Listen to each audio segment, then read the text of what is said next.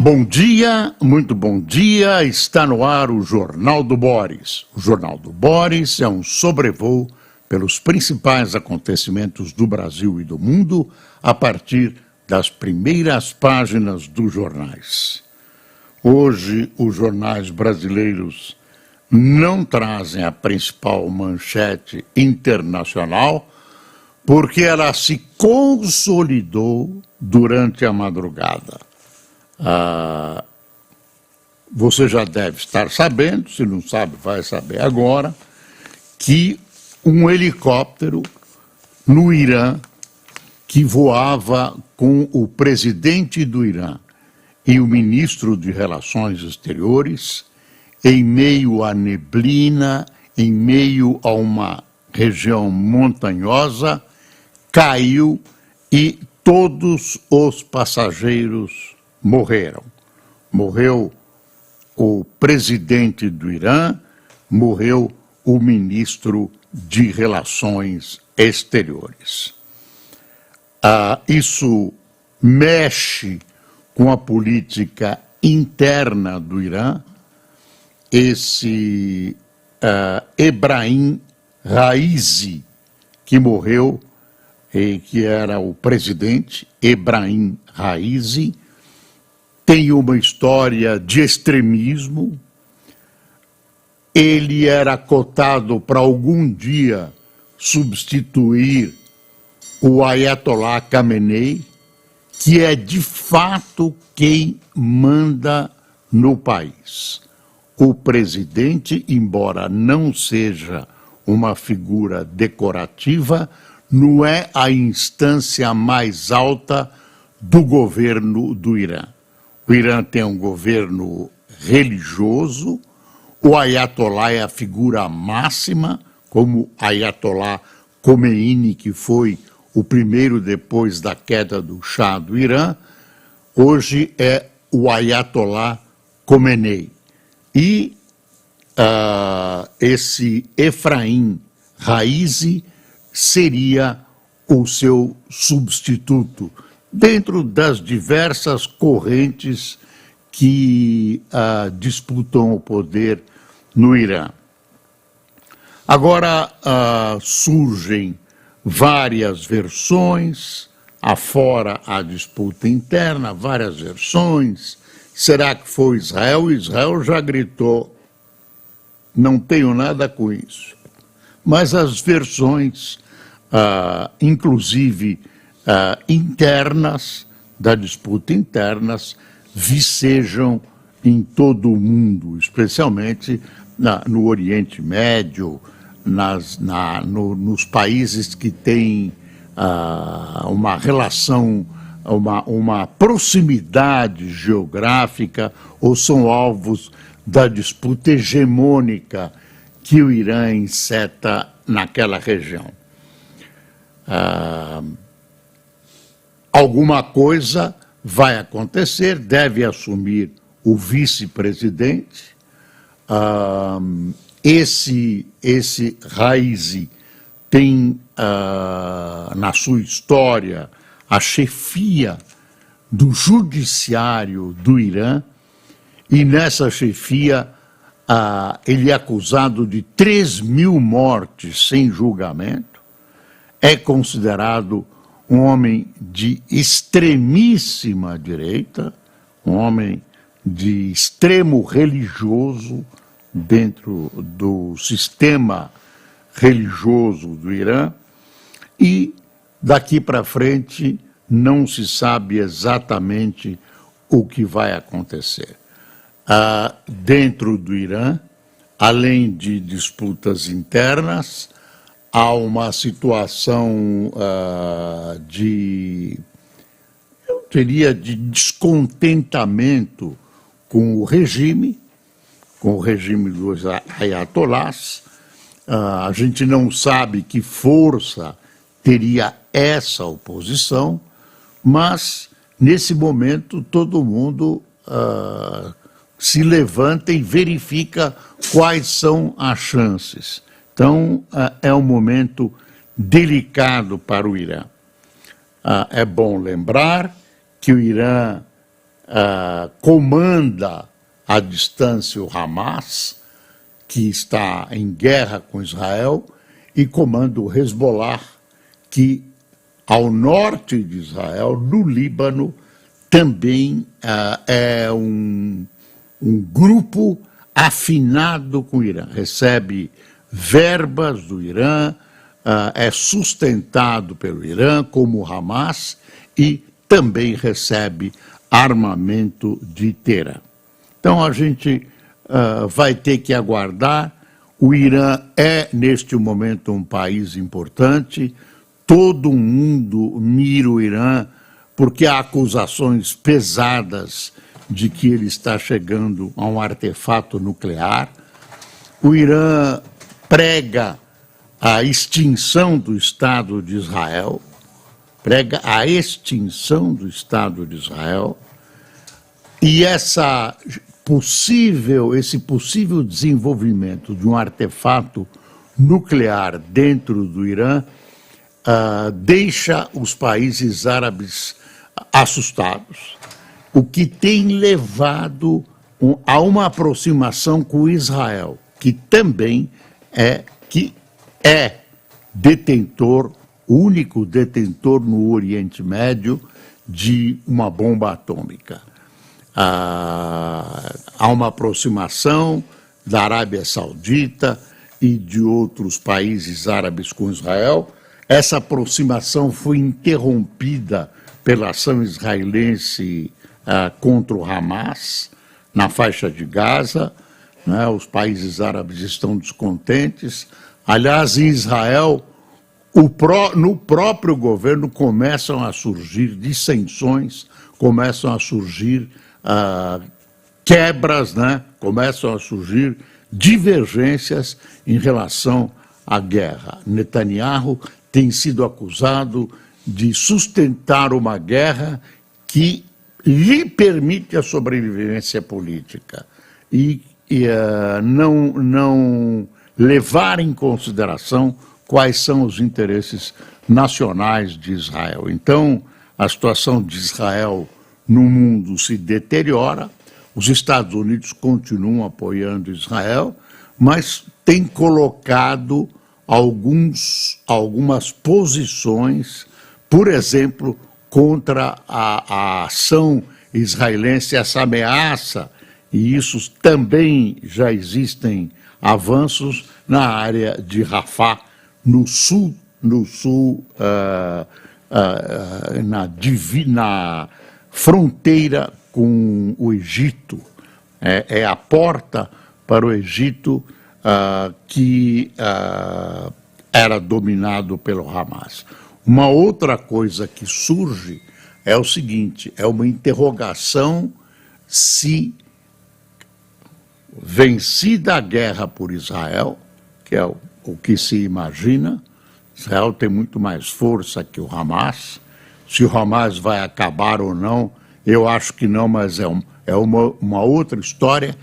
Quem vai comandar o território, quem vai comandar a faixa de Gaza? Desconfia-se que isso faça parte dos planos de Netanyahu.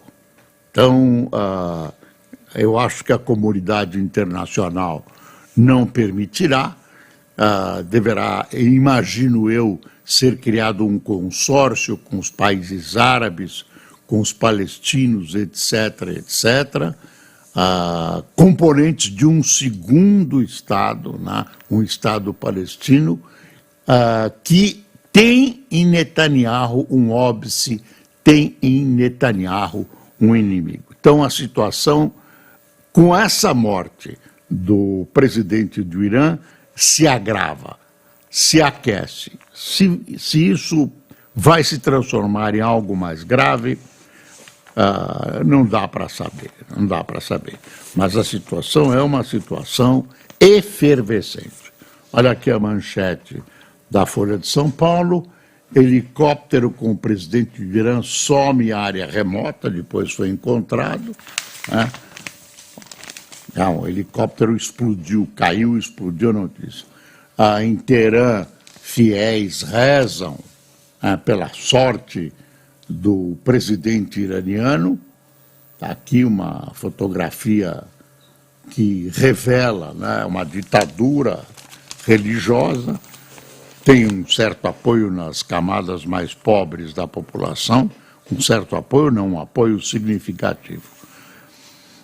O Estadão já deu isso pequenininho, não estava resolvido, no meio da madrugada. Acho que o valor registrou: o presidente do Irã sofre acidente aéreo, mas também, quando esse jornal estava sendo impresso, assim como os outros, não havia uma solução, não havia uma conclusão do que teria acontecido com o presidente iraniano e seu ministro de Relações Exteriores, além de outros 5 assessores que viajavam junto com essas autoridades. Rio Grande do Sul. As notícias são duplas, né? Algumas áreas estão preparando limpeza em Porto Alegre, Guaíba está descendo, mas são aguardadas novas chuvas entre hoje e amanhã. E com uma grande milimetragem, com grande volume de água. A água do Guaíba está indo em direção a Pelotas. Pelotas está que é preparada para receber. Começa-se a falar na recuperação, reconstrução do Rio Grande do Sul. Para fazer essa reconstrução não é fácil, não é barato. O governo federal já politizou a ação, nomeando uma figura ligada a Lula, o Paulo Pimenta, ministro da SECOM, e que é candidato, né, a governador do Rio Grande do Sul. Você vê que o governador do Rio Grande do Sul diz que é tudo muito bem, é ótimo, mas de vez em quando dá uma estocada nessa situação.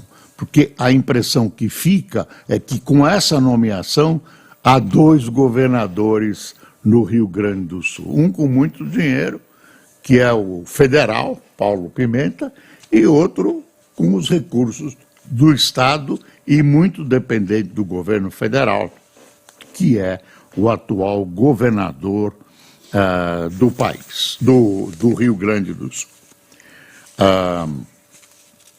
Não é fácil, não há diretrizes ainda. Que tipo de reconstrução será feita? Vão mudar algumas cidades de lugar para reconstruir? Vão tirar a população, que é muito difícil, as pessoas nessas áreas rurais são muito presas ao solo que abrigou seus antepassados, então isso não é uma coisa fácil que você decreta e sai. Então, isso pode ser feito com as pessoas dos locais, custa mais caro. Então, você,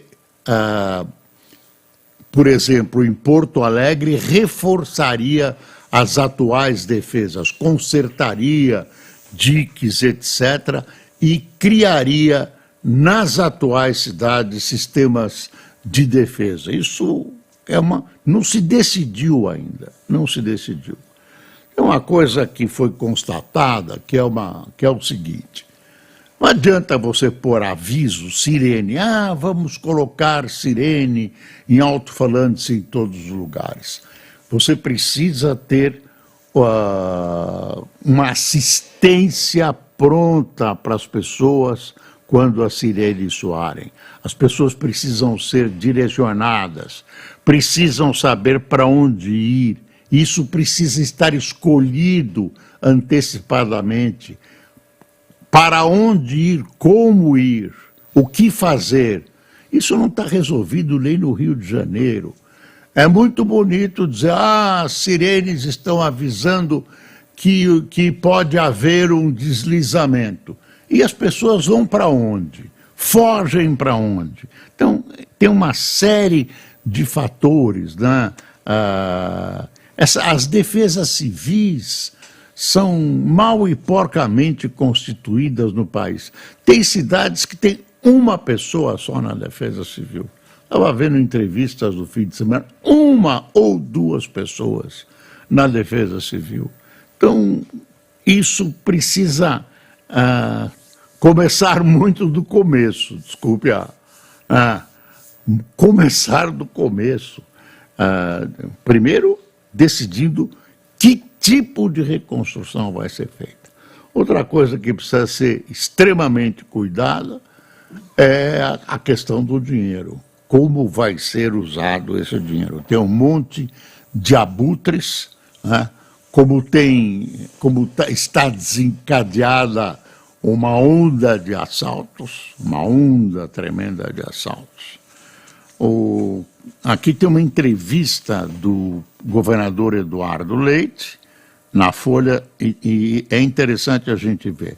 O governador do Rio Grande do Sul, Eduardo Leite, diz que estudos apontavam a possibilidade de enchentes, mas não investiu mais na prevenção porque, aí entre aspas, o que se impunha era a questão fiscal. Aí ele continua, sobre a decisão do presidente Lula de nomear Paulo Pimenta ao Ministério de Apoio e Reconstrução do Rio Grande do Sul, Leite afirma que todo apoio é importante, mas que o protagonismo é do governo estadual. Viu? Todo apoio é importante, é bem recebido, mas que o protagonismo é do governo estadual. E ele é o governador do estado e não vai abrir mão, já está dando demonstrações dessa autoridade, por mais pressão que o Lula exerça. Tem um editorial da Folha, crise no Rio Grande do Sul e erros de Lula minam alta do PIB. Aí a linha fina. Tragédia climática no Sul, fragilidade do orçamento e intervenção na Petrobras dificultam que a economia do país cresça com maior vigor. Nesta semana deve continuar no TSE o julgamento do senador Sérgio Moro. Querem lhe caçar o mandato, né? Tem toda uma história de retaliação contra o que ele fez e ele foi correto. Quer dizer, a anulação dos processos ocorre depois que o Supremo carimbou esses processos, sentiu legalidade para depois dizer que houve erros formais. E aí todo mundo está livre e ele corre risco. Dallagnol já perdeu o mandato, o chefe da promotoria. E ele, nos próximos dias, amanhã, recomeça o julgamento dele que foi interrompido na semana passada. Tem um material, uma matéria paga, mas que eu acho interessante aqui na Folha, olha aí. 25 anos após a criação, 9.787, genéricos ampliam acesso do brasileiro à saúde. Tá? É uma comemoração dos genéricos. Tá aqui, ó, o laboratório CIMED, tá vendo? Faz um anúncio enorme, genéricos 25 anos, tem a Neoquímica também, quer dizer, estão comemorando. Só para lembrar e dar os méritos a quem merece. Essa lei de genéricos foi criada durante a gestão José Serra no Ministério da Saúde. Governo Fernando Henrique, foi uma luta de José Serra no Ministério da Saúde e isso tem que ser reconhecido. O senador José Serra, que não está nada bem de saúde, mas os méritos são dele. Era uma luta que parecia quixotesca, que ele enfrentou e venceu. Governo Lula cita defesa da honra contra a desinformação. Advogado-geral da União, Jorge Messias, em reunião do STF. Esse é o Messias da Dilma, né? Ainda não se sabe exatamente o que é fake news. Se você olhar bem, tem exemplos por aí, até o governo federal mentiu. Por querer ou sem querer, é uma outra história, mas as fake news circularam. É citada aí na matéria. Deixa eu ver. Na representação da UL são transcritos 2 trechos das falas de Marcel reproduzidas em... Aí é o Paulo Marçal, né? Que o governo está processando por falas que são tidas como fake news. Livro de Heróis da Pátria está há 6 anos desatualizado. O Congresso aprovou 27 novos nomes desde 2019.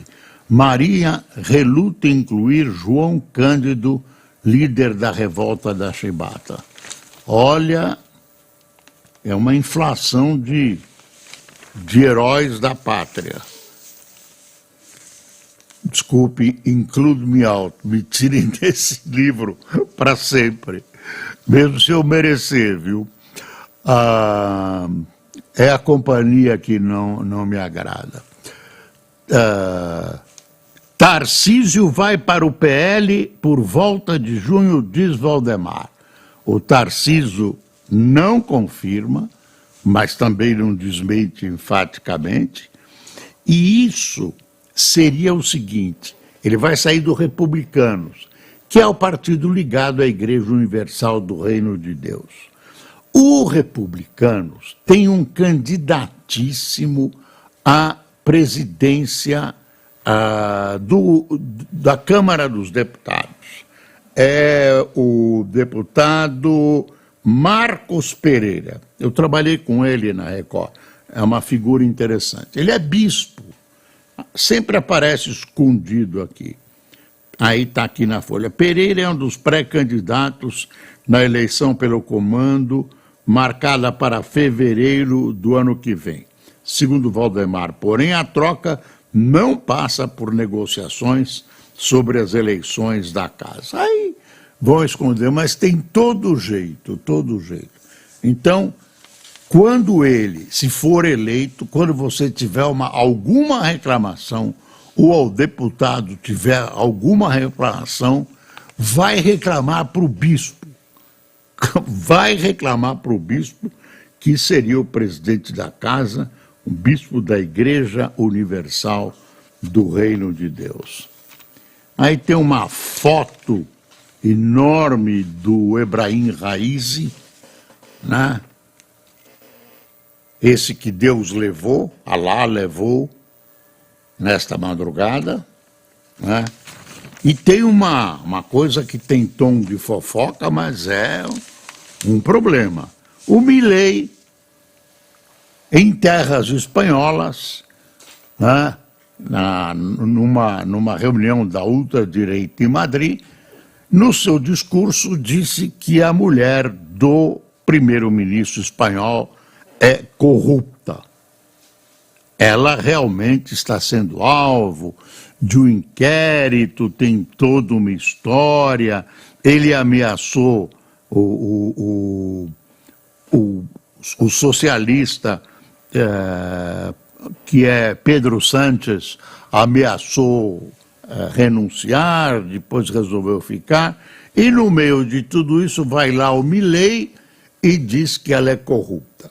Conclusão, a Espanha está chamando a sua embaixadora na Argentina para consultas, o que, em linguagem diplomática, é uma retaliação, e não se sabe o que vai acontecer. Na República Dominicana teve eleição ontem. República Dominicana é sempre problemática. É um país muito bonito, tem turismo maravilhoso e convive numa mesma ilha, a espanhola, com o Haiti. O Haiti é o fim da picada, como você sabe. O Haiti está destruído física e politicamente. Então, tem uma migração para o Haiti que a República Dominicana tenta conter e é difícil, está difícil lá essa convivência. Tem 9 candidatos, ninguém sabe quem vai ser o vencedor. Nas próximas horas nós saberemos. Olha, tem uma manchete do sábado que é interessante a gente rever. Lula quer que a nova chefe da Petrobras recompre refinaria. Governo espera ainda impulso para a indústria naval na gestão Magda Chambriand. A impressão que dá é que o Lula está fazendo um videotape de uma parte da gestão dele, um pedaço que não deu certo da gestão da presidenta Dilma.